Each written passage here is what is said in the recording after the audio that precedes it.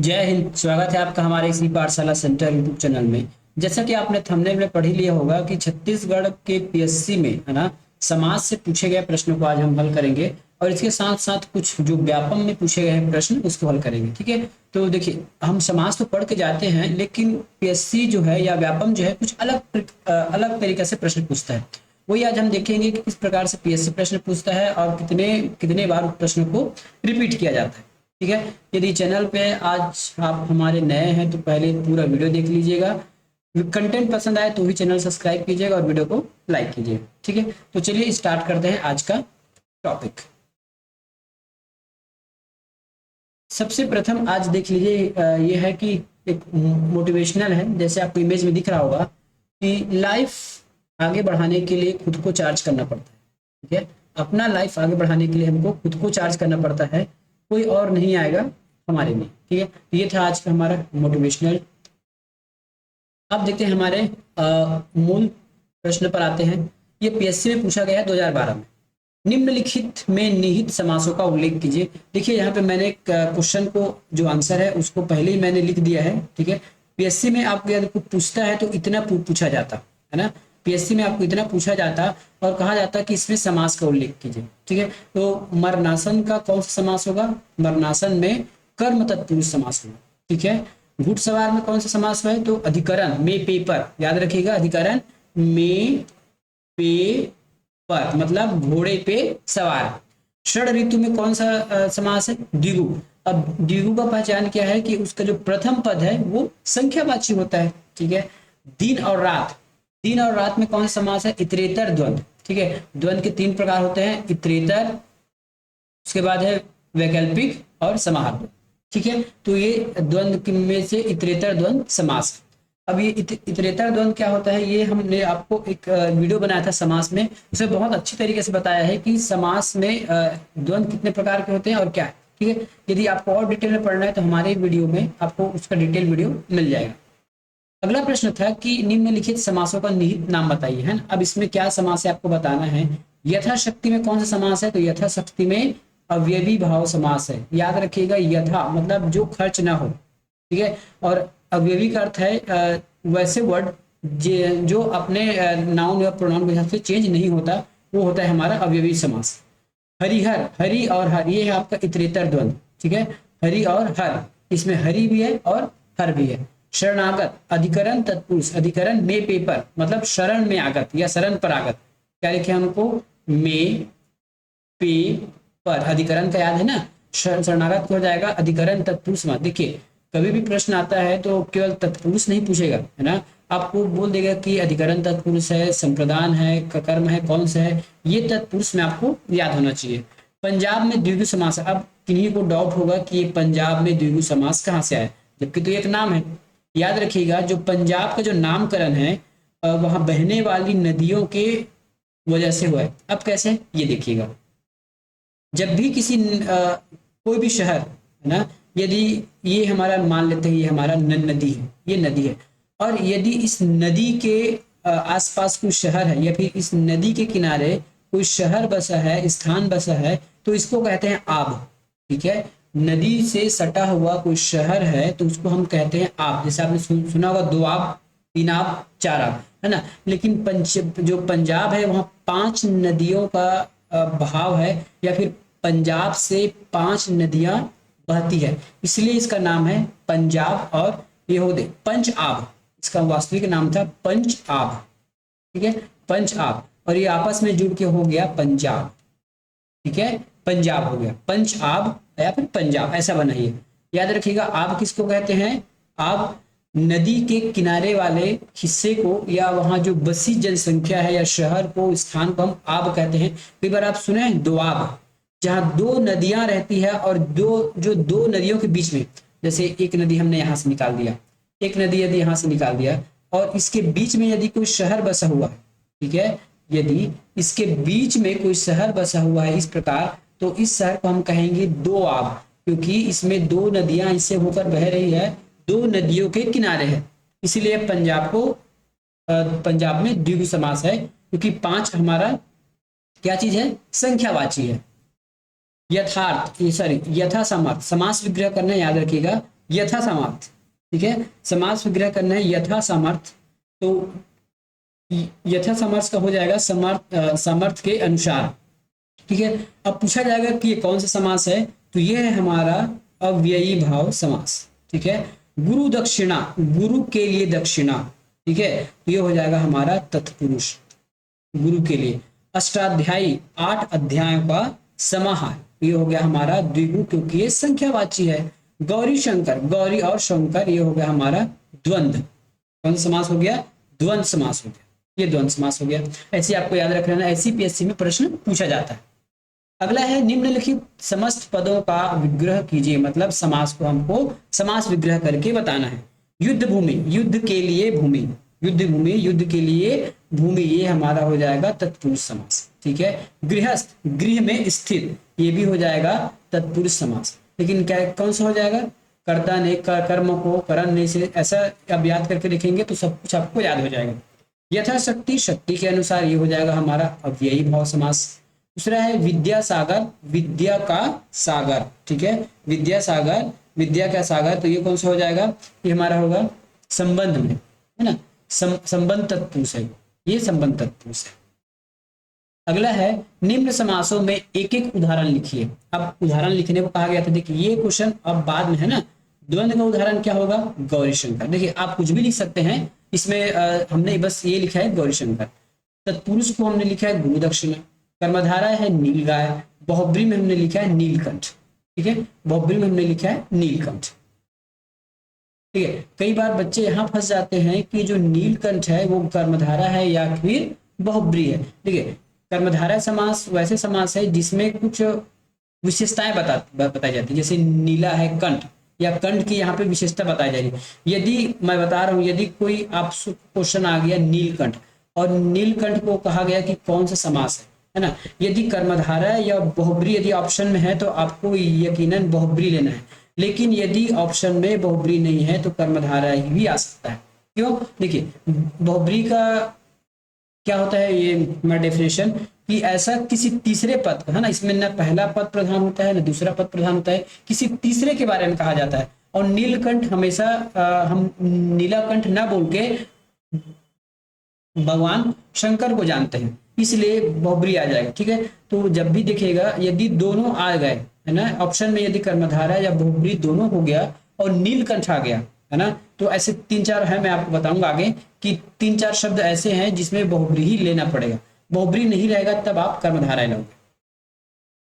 अगला है निम्नलिखित समस्त पदों का विग्रह कीजिए, ठीक है। कमल नयन, तो कमल के समान नयन है जिसका, जहां जिसका लग गया आपको लगाना है बहुब्री, ठीक है। आजीवन, जीवन पर्यंत, ये हो गया हमारा अव्ययी समास। नीलकंठ, नीला है कंठ जिसका अर्थात शिव, ये भी बहुब्री हो गया, ठीक है। धनुष बाण, धनुष और बाण, ये हो गया हमारा द्वंद्व समास। अगला है निम्नलिखित समास, निम्नलिखित शब्दों में समास विग्रह कीजिए। वीणा पानी, है ना, तो वीणा है पानी जिसके अर्थात सरस्वती। देखिए जब भी अगर संधि विग्रह में आ गया अर्थात या जिसके जैसे, तो ये आप मान के चलिए कि ये हमारा बहुब्री समास ही है, ठीक है। शोकार्थ, शोक से आर्थ, ठीक है, शोकार्थ, शोक से अशोक से आर्थ, ये हो गया हमारा तत्पुरुष समास। अगला प्रश्न है निम्नलिखित समासिक पदों का विग्रह कीजिए। आजीवन, देखिए कितने बार रिपीट हो रहा है प्रश्न, इसमें बोला ना बार बार क्वेश्चन को लिया नहीं गया है, ये रिपीट हो रहा है। समासिक शब्द का विग्रह करना है तो आजीवन में आ जाएगा हमारा अव्ययी समास। जलधारा, जल की धारा, तो ये हो जाएगा तत्पुरुष समास। राधा कृष्ण, राधा और कृष्ण, ये हो जाएगा हमारा द्वंद्व समास। नीलकंठ, नीला है कंठ जिसका अर्थात शिव, ये हो जाएगा बहुब्री समास। आपको सभी प्रश्न सेम लग रहे होंगे लेकिन सेम नहीं है, ये अलग अलग वर्षों में सीजीपीएससी के द्वारा पूछा गया प्रश्न है। निम्नलिखित शब्दों में प्रयुक्त समास का नाम बताइए, ठीक है। शोकाकुल, शोकाकुल मतलब शोक से आकुल, तो ये हो जाएगा हमारा तत्पुरुष समास, ठीक है। दीर्घायु, देखिए ये आयु की गुण बता रहा है कि उसकी आयु दीर्घ है, और जहां भी गुण बताया जाएगा इसका मतलब है कि वो कर्मधारय समास होगा। क्यों, क्योंकि इसमें गुण बताया गया है। चक्रपाणी, बहुब्री समास, जिसके हाथ में चक्र है या फिर जो चक्र धारण करते हैं अर्थात बहुब्री समास। तो ये होता है हमारा भगवान विष्णु के लिए, ठीक है, किसके लिए, भगवान विष्णु के लिए। नवग्रह, द्विगु समास, नवग्रह द्विगु समास, इसमें क्या किया गया है आपके संख्यावाची है, इसलिए इसको द्विगु समास माना गया।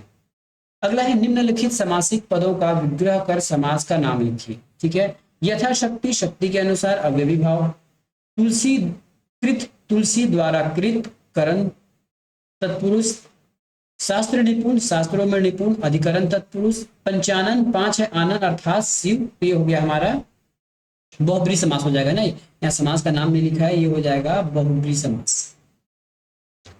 अगला है निम्नलिखित शब्दों का समास विग्रह करते हुए समास का नाम बताना है। यथार्थ, अर्थ के अनुसार, अव्ययी भाव समास। हथकड़ी, हाथ के लिए हथकड़ी, संप्रदान को के लिए, याद रखिएगा है ना, संप्रदान क्या लिखते हैं, को के लिए।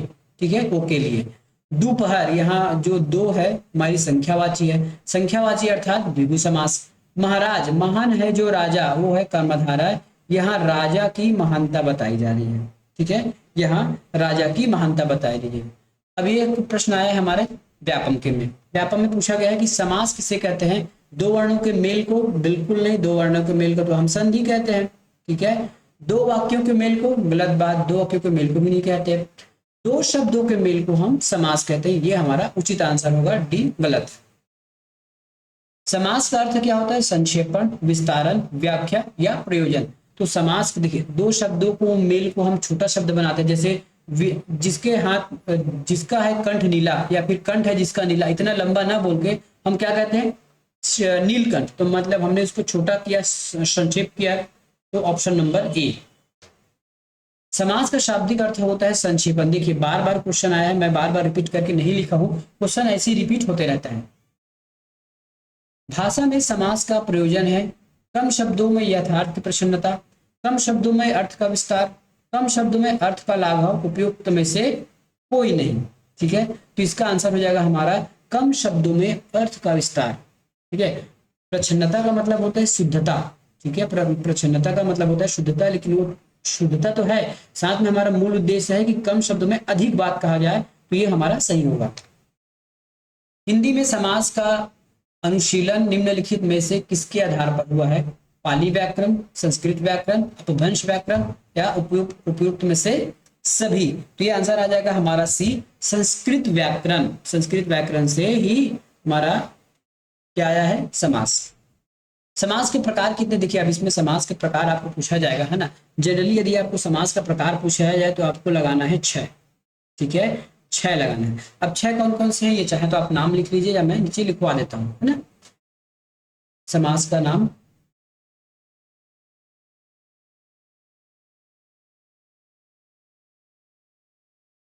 पहला समास, पहला हम क्या लिखेंगे, तत्पुरुष समास। ठीक है, पहला हमने क्या लिखा, तत्पुरुष समास। दूसरा है कर्मधारय, कर्मधारय समास। तीसरा है द्वंद्व समास।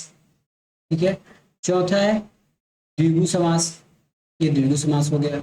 पांचवा है हमारा बहुब्रीहि समास, बहुब्रीहि समास। ठीक है, छठा कौन सा हो गया, तत्पुरुष, कर्मधारय, द्वंद्व, द्विगु, और एक क्या बच गया हमारा, अव्ययी भाव समास। ठीक है, क्या बच गया, अव्ययी भाव। ठीक है, ये हो गया हमारा 6 प्रकार। लेकिन यदि पूछा जाए कि प्रयोग की दृष्टि से, ठीक है, कई बार क्वेश्चन ऐसा आपको घुमा के पूछेगा कि प्रयोग की दृष्टि से कितने प्रकार हैं, तो प्रयोग की दृष्टि से हमारे पास केवल 4 प्रकार के हैं, याद रखिएगा। 4 प्रकार में पहला कौन सा है, पहला है हमारा जिसका प्रथम पद, ठीक है, प्रथम पद मुख्य हो या फिर प्रथम पद प्रधान हो।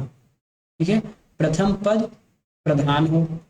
दूसरा समाज आएगा जिसका द्वितीय पद, ठीक है, द्वितीय पद प्रधान हो। तीसरा हमारा आ जाएगा जिसमें दोनों पद प्रधान हो, दोनों पद प्रधान हो। और चौथा हमारा आ जाएगा जिसमें दोनों पद प्रधान ना हो, दोनों पद प्रधान ना हो। ठीक है, तो ये हमारा आ जाएगा प्रयोग की दृष्टि से। आगे अधिक डिटेल के लिए आप हमारा समास वाला जो चैप्टर हमने कंप्लीट कराया है उसको आप ध्यान से देख सकते हैं। यहाँ पे लिखा है, देखिए, प्रयोग की दृष्टि से समास के कितने भेद होते हैं, तो हमने बताया है कि प्रयोग की दृष्टि से समास जो है वो 4 प्रकार का है। जिन समासिक शब्द में दूसरा पद प्रधान हो तथा पहले के पश्चात किसी एक कारक की विभक्ति का लोप हो, उसमें कौन सा समास होता है। इसमें कौन सा समास होता है, तो इसमें होता है आपका तत्पुरुष समास। ठीक है। इसमें कौन सा समास होता है, इसमें होगा हमारा तत्पुरुष समास। ठीक है, इसमें कौन सा समास हो जाएगा हमारा तत्पुरुष समास। अभी चाहे तो यहाँ से भी हम ज्ञात कर सकते हैं, देखिए हमने लिखा था ना, तो प्रथम पद समान किसका होता है, प्रथम पद जो इसका उदाहरण लिख लेते हैं या फिर प्रकार, तो आपको अच्छे से याद हो जाएगा। ठीक है, प्रथम पद प्रधान कौन सा होता है, तो ये हो गया हमारा अवयवी भाव। ठीक है, द्वितीय पद प्रधान किस समास का होता है, तो वो है हमारा तत्पुरुष समास। ठीक है, दोनों पद में होता है द्वंद्व। ठीक है, और इसके बाद होता है दोनों पद अप्रधान, मतलब ये बहुब्री, ये बहुब्री है। ठीक है, इसके दोनों पद जो है प्रधान न होकर कोई अन्य पद प्रधान होता है। बच गया हमारे पास क्या, हमने अव्ययी ले ली, बहुब्री ले लिया, अभी ले लिया है ना, और क्या बच क्या ले लिया हमने, अवयवी तत्पुरुष ये। ठीक है, एक और ये द्वंद्व, कर्मधारा और जो द्विगु है। ठीक है, ये जो कर्मधारा और द्विगु है ये हमारे तत्पुरुष के अंदर ही आते हैं। ठीक है, कर्मधारा और जो द्विगु है हमारे तत्पुरुष के अंदर ही आते हैं। ठीक है, तो इस प्रश्न में क्या पूछा गया है, जिन समासिक पद में दूसरा पद प्रधान हो तथा पहले के पश्चात किसी एक कारक की विभक्ति का लोप हो, उनमें से कौन सा समास होता है, तो ये हो जाएगा हमारा तत्पुरुष समास। ठीक है, कौन सा समास हो जाएगा, तत्पुरुष समास। तत्पुरुष समास में कौन सा पद प्रधान होता है, अभी हमने बताया कि तत्पुरुष समास में दूसरा पद, ये अंतिम पद या अंतिम या दूसरा, दो ही पद होते हैं, एक और दो, या जिसको हम या तो दूसरा कहें या अंतिम कहें, है ना, या इसी को उत्तर पद भी कहा जाता है, तो ये हो जाएगा हमारा अंतिम पद। दोनों पद की प्रधानता होती है हमारे द्वंद्व समास में। ठीक है, द्वंद्व समास में अन्य पद की प्रधानता होती है न पहला न दूसरा, लास्ट तीसरा पक्ष, ये कौन है, बहुब्री समास। प्रथम पद किस समास में संख्यावाची होता है, तो प्रथम पद हमारे जो द्विगु समास है उसमें संख्यावाची होता है। अन्य पद की विशेषता बताने वाले समास को हम क्या कहते हैं, तो अन्य पद की विशेषता बताने वाले समास को कहा जाता है बहुब्री समास। ठीक है, द्वंद्व समास के कितने भेद होते हैं, द्वंद्व समास के कितने भेद होते हैं। ठीक है, तो द्वंद्व समास के कितने भेद होते हैं, द्वंद्व समास के 3 भेद होते हैं। कौन कौन सा, याद रखिएगा, द्वंद्व समास के होते हैं इतरेतर द्वंद्व, इतरेतर द्वंद्व, इसमें क्या होगा, दोनों प्रधान होगा, दोनों पद, है ना, इसमें दोनों पद प्रधान होते हैं, बिल्कुल सही। दूसरा हमारा कौन सा है, देखिए दोनों पद तो सभी में प्रधान होगा, इसमें थोड़ा सा अंतर होगा। अब देखते हैं इसमें समाहार द्वंद्व, समाहार द्वंद्व में इसमें सामूहिक रूप का बोध होता है या फिर इसमें और लगाया जाता है। ठीक है, उसके बाद होता है आपका वैकल्पिक, वैकल्पिक द्वंद्व, वैकल्पिक द्वंद्व में या लगाया जाता है बीच में, ये हो गया हमारा वैकल्पिक द्वंद्व। अगला है कर्मधारय समास के कितने भेद हैं, कर्मधारय समास के, ये देखिए क्वेश्चन कई बार से पूछा जाता है कि कर्मधारय समास के कितने भेद हैं, तो इसके 4 भेद हैं। ठीक है, कर्मधारय समास के 4 भेद हैं। अगला प्रश्न है, जिस समास में उत्तर पद प्रधान होने के साथ ही पूर्व तथा उत्तर पद में विशेषण विशेष्य का संबंध होता है, तो याद रखिएगा जब भी विशेषण विशेष्य की बात आए तो ये होता है हमारा कर्मधारय समास। संधि और समास में अंतर क्या है, दोनों में ही शब्द विकार होता है। संधि और समास अंतर पूछा है ना, समांतर पूछा है, तो संधि में एक ही शब्द, संधि दोनों में शब्द विकार होता है। संधि और समास दोनों में ध्वनियां मिलती है, संधि और समास दोनों ही ध्वनि विकार के अनिवार्य हैं, दोनों ही शब्द को संक्षिप्त करते हैं, दोनों ही शब्द को संक्षिप्त करते हैं, तो इसका आंसर सही है कि दोनों ही शब्द को संक्षिप्त करते हैं, एक छोटा बनाते हैं। अगला है, किस समास से बनने शब्द का रूप लिंग या वचन के कारण परिवर्तन नहीं होता, तो वो है हमारा अव्ययी भाव समास। ठीक है, कौन समास है, अव्ययी भाव समास। त्रिलोक शब्द किस समास का उदाहरण है, त्रिलोक जो शब्द है वो किस समास का उदाहरण है, तो देखिए इसमें संख्यावाची है, 3 लोक, ये होगा हमारा द्विगु समास के पास चला जाएगा, शायद ये हमारा लास्ट प्रश्न है। ठीक है, तो ये था हमारा आज का समास से संबंधित एमसीक्यू। अभी हमने केवल आपके सामने या 31 प्रश्न किए हैं, इसमें हम लगभग 100 प्रश्न करने वाले हैं। तो अगला जो सेशन आएगा उसमें हम पूरे जो बच गए हैं ना 90 प्रश्न, उसमें पूरा ले लेंगे और बताएंगे कि किस प्रकार से प्रश्न पूछा जाता है। यदि वीडियो आपको पसंद आए तो जरूर चैनल को सब्सक्राइब कीजिए और वीडियो को लाइक कीजिए। मिलेंगे नेक्स्ट वीडियो में, तब तक के लिए धन्यवाद।